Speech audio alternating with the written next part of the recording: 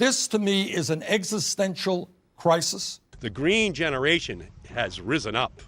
You're talking about zero carbon emissions, no use of fossil fuels. That is the goal. That's a goal you could only imagine possible if you have no idea how the energy economy works or how energy is produced in this country. James Meigs, former editor of Popular Mechanics, says the Green New Deal is just not feasible. Renewable is especially hard because it's so inconsistent. Because the wind doesn't always blow and the sun doesn't always shine. You can't just put in wind turbines and solar panels. You also have to build all this infrastructure to connect them with energy consumers, possibly very far away, and you always need some kind of backup power. That means many more transmission lines and bigger batteries to store more energy.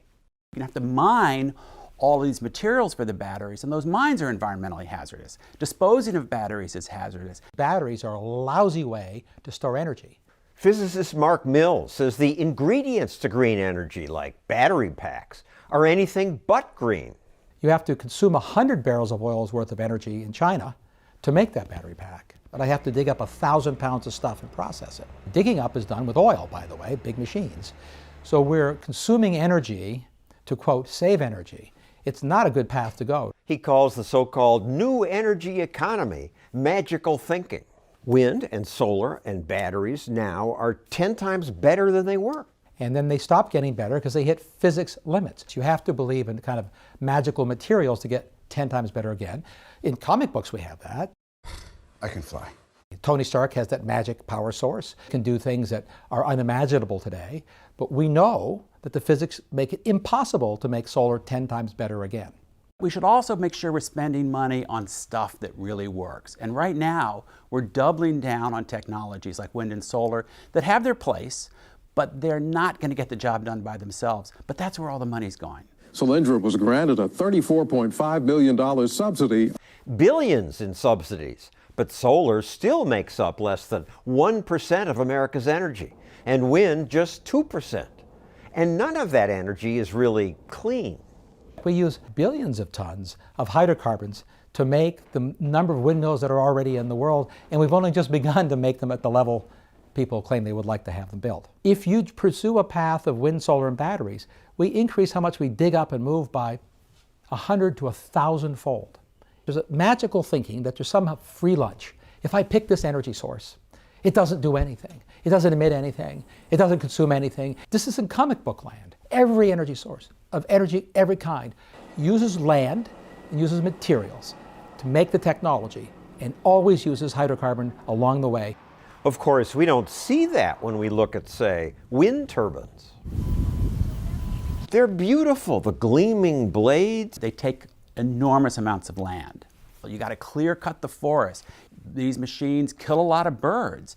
I agree that we should bring down our carbon emissions. There's the global warming risk. There's also the risk that the oceans become more acidic, start killing off the plankton. But we should also make sure we're spending money on stuff that really works. Why are we making electric cars? Are electric cars what really works? Electric cars are great for the environment. If we just switch to electric cars, we'd use less fossil fuels. How do you make electricity? Coal and natural gas, fossil fuels. Yeah, exactly. Many electric car buyers don't realize that most of America's electricity comes from coal and natural gas. People think they're doing something wonderful buying a Prius. They're basically burning coal and natural gas from the shale fields. But electric cars will get a lot better. Sure they will. That'll make the windmills a little better and they'll get cheaper. Solar arrays will get cheaper. The problem isn't that they'll get a little better. A little better is not enough. They can never get 10 times better. But there is one energy source that produces lots of power with no carbon emissions: nuclear power. Nuclear is the best answer we have right now. These plants have been around since the 1960s. They work well, they're safe. There has been an explosion at the Fukushima nuclear power plant. Safe? Fukushima helps prove how safe nuclear power really is. No one was killed. People were killed during the evacuation. The fear of radiation is what killed people. They evacuated a lot of older people out of nursing homes and apartments that really didn't need to go. One of the atomic reactors at the Chernobyl atomic power plant near the city of Kiev was damaged. Chernobyl was worse. We don't truly know exactly how many people died from radiation as a result of Chernobyl. The plant design was idiotically bad. Reporters said thousands of people living near Chernobyl would die. It is not considered fit for human habitation. Thousands of cancer deaths. She's wrong about that.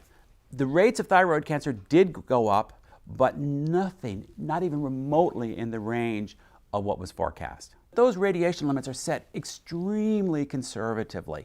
But the word nuclear frightens politicians. There are just 50 people standing between Japan and nuclear catastrophe. All this talk about nuclear catastrophe reveals that people don't really understand how these plants work. They're not bombs. A dam breaks and hundreds of thousands of people would probably die. Nuclear plants, their safety, ironically, is actually evident in their accidents. More people have died falling off roofs installing solar panels than in the entire history of nuclear power in the U.S. And yet from these accidents, countries all over the world are shutting down nuclear plants. People aren't stupid, but they are vulnerable to fear. Germany says it will give up nuclear energy within a decade. Germany foolishly shut down a lot of their nuclear plants. So what did they wind up doing instead? They wound up burning more coal. France, on the other hand, gets more than 70% of its power from nuclear energy. They pay some of the lowest electricity rates in Europe, and their emissions are excellent. But now in America, many people demand that nuclear plants be shut down. In Bernie Sanders' home state of Vermont, they shut down their one nuclear plant. Guess what happened? Their carbon emissions went up.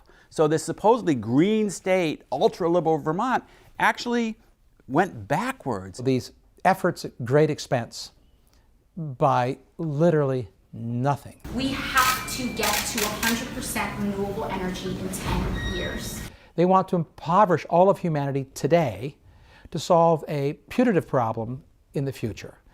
I think that's immoral. If the Green New Dealers win, who's hurt the most? Poor people.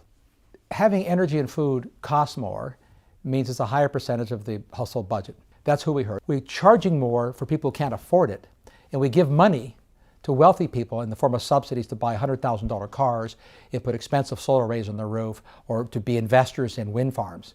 So we have upside-down Robin Hood going on in our country to the tunes of tens and hundreds of billions of dollars. That's a bad deal. So the Green New Deal, even if it were scientifically possible, would hurt the poor, cost everyone more, and make energy less reliable. Yet it's popular. A majority of Americans support the idea. That includes 64% of Republicans and 92% of Democrats. Polls show majority of Americans support the idea. People support all kinds of things that sound good. I mean, I would support free apple pie for everyone, but whatever policies we put in place to protect the planet, your first responsibility is to make sure they work.